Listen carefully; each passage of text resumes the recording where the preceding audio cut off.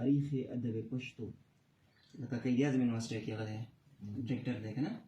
هغه یې اول مرثیه څه لیکلي دی پښتو کې مرثیه خو مخکې لیکلي شو ټپې صورت کې اشتو ساند صورت کې اشتو خو بطور صنف متعارف کو هغه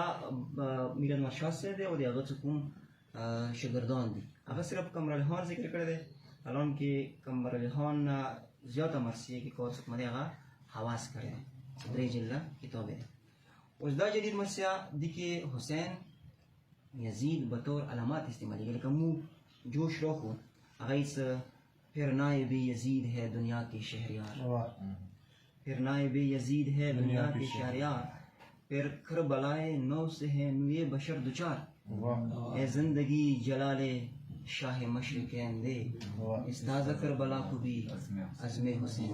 دا کا بطور علامات ہے یعنی آغا کردار آغا رویه استحصالی رویه و سام موجودی دی یا کوم پښتو طرف لاړ شو لکه د مرثیې کومو جدید مرثیه وکړو مرثیې دا غا دی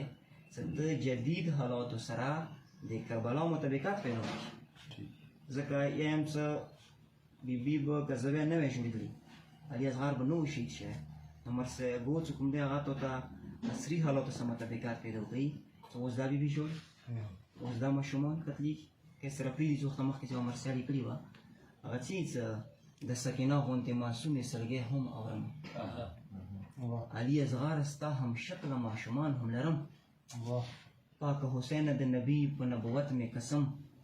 په یزید جیل کې په زرګونه اسیران هم لرم مسینګ پرسنز حسین ټول د یزیدانو په طرف لاړ دي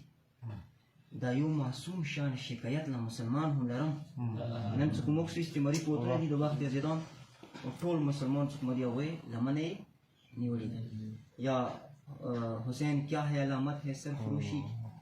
حسین عزم ہے تلوار ہے قیادت ہے مقصد مداو مخ کې کوم وکسو پښتو مرثیه که اردو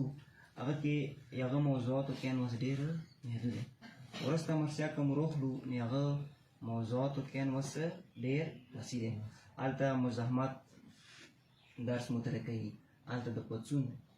درس مطرح کوي هلته موته د وخت یزید نشاندهي کوي ګوره یزید دا موسه د فیض احمد فیض